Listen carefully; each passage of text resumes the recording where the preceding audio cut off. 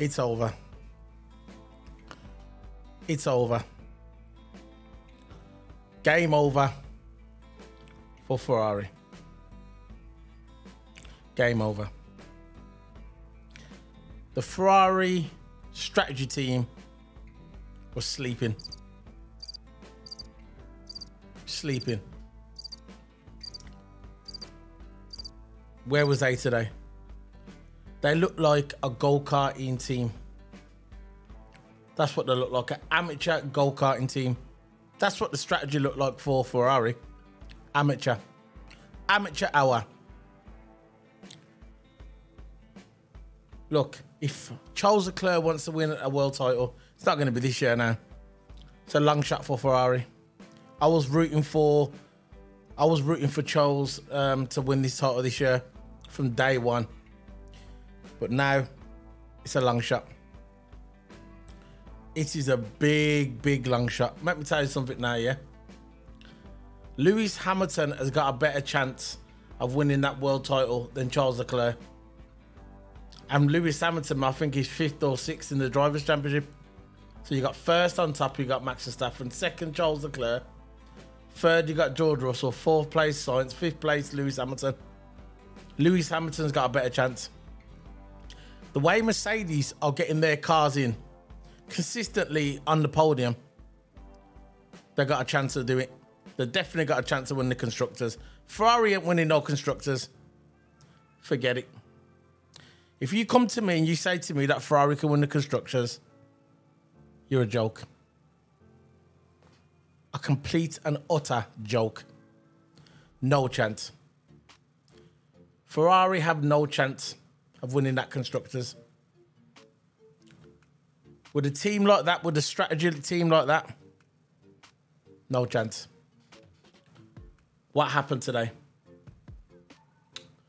Why did they pit Charles Leclerc on the hard?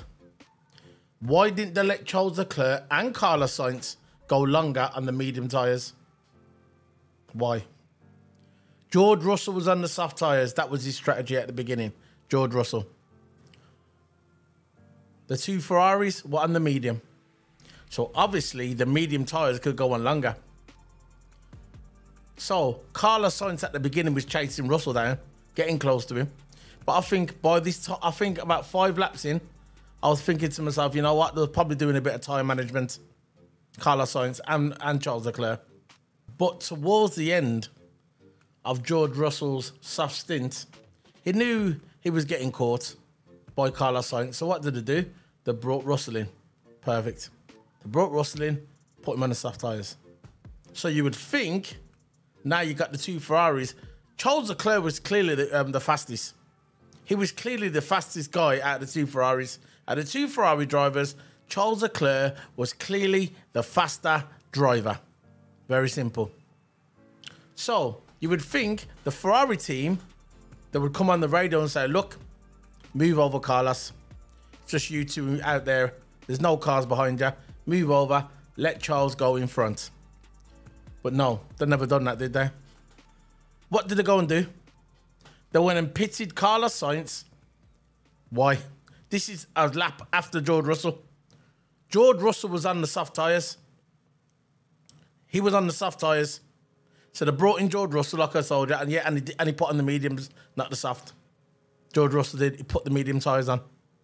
So the lap after that, instead of just saying to Charles Leclerc, go past Sainz, move over, what did they go and do? They panicked and picked Carlos Sainz a lap after George Russell. So imagine that. George Russell's on his stint at the soft tyres. Sainz is on the medium tyres. He could have went on at least 8 or 9 laps more, consistently fast. So they panicked. So the lap after George Russell put them, because George Russell was on the soft. The lap after that, they picked Sainz and put him on the medium. No, they put him on the soft. So basically, the Ferrari panicked. George Russell was on the soft tyres. He knew Carlos Sainz was catching him, and he knew Charles Leclerc was catching him. So I was thinking to myself, what? Even the commentators was thinking, why? Why pick Sainz? Sainz could have went on longer. Even if he would have moved off for Charles Leclerc, he could have went on longer. with it because he had the medium tyres. I understand why George pitted, because George had the soft tyres. But Carlos Sainz had the medium tyres. But Ferrari, dumb strategy, in the toilet again. They threw the title away. They're not getting no constructors. Forget it. Sack Benito. He's useless. He is useless. Too soft. He's got no business at Ferrari. They're not going to win a world title with him. They need to clear the whole complete team out. They need to bring in a new team who can think on the fly. They are ranked amateurs. Just like I said before at the beginning of this video, they couldn't even manage a go-karting team. An amateur go-karting team. They panicked and they blew it. And what was even more funny, a complete mess. Charles Leclerc was in front because obviously the pitted sides, which they shouldn't have. And Charles Leclerc was 5 seconds in front of Max Verstappen. So you think, yeah, okay, fair enough. He got this. So what happened? They pitted. Max pitted. Lap 13, I think it was lap 13. Max pitted. And straight after that, Ferrari panicked again. Pitted Charles. They didn't need to pit Charles because Charles' tyres were still good. They were fine. He could have went on at least 8 more laps or maybe 10. But what did they do? They panicked. They pitted Charles and they put the hard tyres on. The hard tyres. Hard tyres. Nobody tested the hard tyres for the entire weekend. Nobody. But Ferrari said, you know what we're going to do? We're going to put the hard tyres on. But what they should have done, they should have kept the medium tyres on, went longer, and then at the end, put the soft on. But no, they decided to put the hard tyres.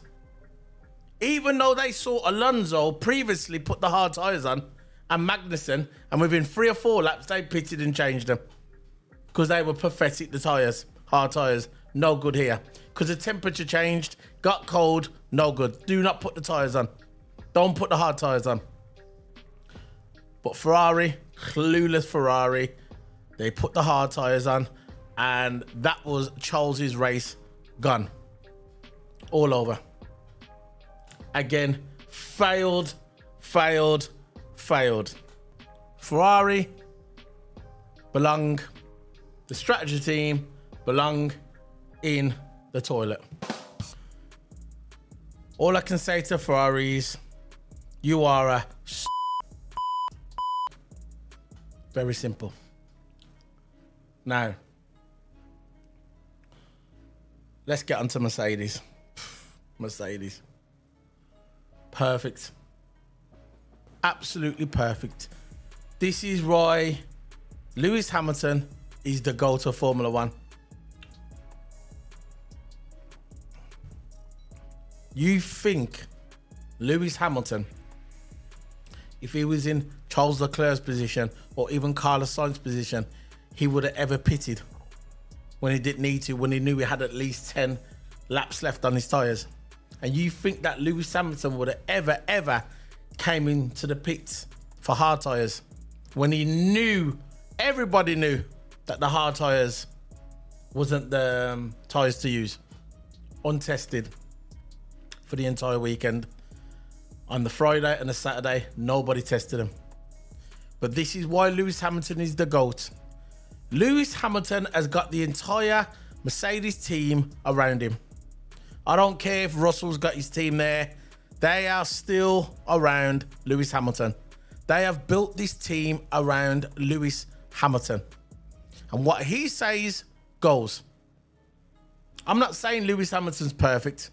I know him and Toto argue all the time. It's just like when you get two brothers that argue, but they love each other. But what it boils down to, Lewis Hamilton has the last say. Schumacher, Ayrton Senna, Niki Lauda, them strong personalities in Formula One, they called the shots. They called the shots. And Lewis Hamilton will win another title again. It's just a matter of time. My pick for the constructors, I'm going to say it now, I think Mercedes can do it. I was hinting a couple of weeks ago about the consistency with him and Russell. Always getting up there in the points. And they proved it today. Ferrari are going backwards. Mercedes are the new Ferrari to challenge Red Bull for race wins this year. Now, as for winning the title, it's going to be very, very tough for Charles Leclerc. I think Hamilton's got a better chance than Charles Leclerc. Charles Leclerc might be in front of points, but he's just going to slip back more. I could just look, if the Ferrari continue to give Charles Leclerc the strategy advice that they're giving him, he ain't going to have no chance. He'll end up finished 5th in the table. But I think Lewis Hamilton has got a slight out chance of winning the title. I don't think he's gonna, but it's still mathematically possible that he can still win the Drivers' Championship for a 9th time. Yeah, that's it, man. Lewis Hamilton played a blinder with his strategy. He went long on the mediums at first. The complete opposite strategy to George. George didn't need to really use the medium because he was in front from the pole he had yesterday. So he started in the stuff, was a decent strategy. But because Lewis Hamilton was started off in 7th, because obviously we all know he had a broken DRS. That's the reason why he started on the medium. Lewis Hamilton had a perfect race, man. He was like a sniper waiting for his time to pounce, to snipe them all off. The medium tyres, you know how Lewis Hamilton is with the tyres. Lewis Hamilton's got a master's degree in looking after his tyres. Nobody can look after his tyres like Lewis Hamilton in the history of Formula 1. I don't care who you are. You got your Ayrton Sennas, you got your Michael Schumachers, you got your Mickey Hackenhams, you got your Alonso. I'd put Alonso up there, but Lewis Hamilton is still the master of looking after his tyres. He studied over the years how to look after your tyres, because that's very important as a driver. Because if you can look after your tyres, you can go longer in the stint. And at the end, it proved today with Lewis Hamilton. He waited and waited and waited on the medium tyres, picked at the right time, put the soft tyres on, bang. That was it. I think if the way that if there would have been a safety car at the end there was a virtual safety car. If there was a safety car at the end, I think Lewis Hamilton would have won this race. Put it this way, if Lewis Hamilton would have started from the 2nd row, even Karun, the stupid geek, Karun said, this is what Karun said yesterday. Karun says, no, he actually said it today at the end of the race. He said if Lewis Hamilton would have been on the 2nd row, he would have won this race today. This is Karun. This is one of Lewis Hamilton, along with Paul di Resta. Paul di Resta wasn't there today, but Karun is one of Lewis Hamilton's critics. He's constantly criticising him every week. But today he said if Lewis Hamilton would have been on the 2nd row, he would have won his race, and I tend to agree with him. I don't really agree with Karun, but today I agree. He would have won. And that's good news for Mercedes, and that's good news for Lewis Hamilton. Listen, if Lewis Hamilton doesn't win the title this year, you've always got next year, and you know they're going to be favourites. But remember, we've got Spa coming up in 4 weeks' time, 28 days' time. And you know the rules change in Spa. New floors, higher ride height, which is going to probably favour Mercedes. So there's going to be race wins coming for Lewis Hamilton in the 2nd part of the season. They might have left it too late because Max has got a heavy points gap now over Charles Leclerc. But it's always good to get the race wins. And it's always good to finish the season off on a high. Because if you finish the season off a high, that gives you momentum and confidence for the following season. Because remember, next season, the cars are going to be the same. There's going to be no difference in the cars. So, this is good news for Mercedes. Look where Mercedes was at the beginning of the season. Look where Mercedes was. Porpoising. They were nowhere. I sat here at the beginning of the season, I said Mercedes ain't going to get nowhere. They were all over the place. I dated Mercedes nearly every video. Well, not nearly every video, at least 5 videos this year so far. But I saw the transition. I saw them slowly getting there when they got to Silverstone. Started getting the upgrades. Started getting the porpoising under control. And now the new rules are coming in September, where all the cars are going to be so high. So it's going to cut out all the porpoising. And people are saying now, because Perez, have you noticed Perez, his time has dropped off? Sergio Perez, all of a sudden, in the last 3 or 4 races, his pace has dropped up. His pace has dropped off, Perez's pace. The rumours are now that Perez's car, they've been testing his car for, so basically, you know, when the new rules change in September, when the cars are higher and they got the new floor, I heard that they've been testing using Perez's car as a test dummy. And if that's correct, when September comes after the summer break, when September comes, that'll be the pace of the Red Bull car, and that is good news for Mercedes and good news for Ferrari. So that's the rumours coming in now. This is why Christian Horner is upset about all these rules changing. He wants to know what's going on.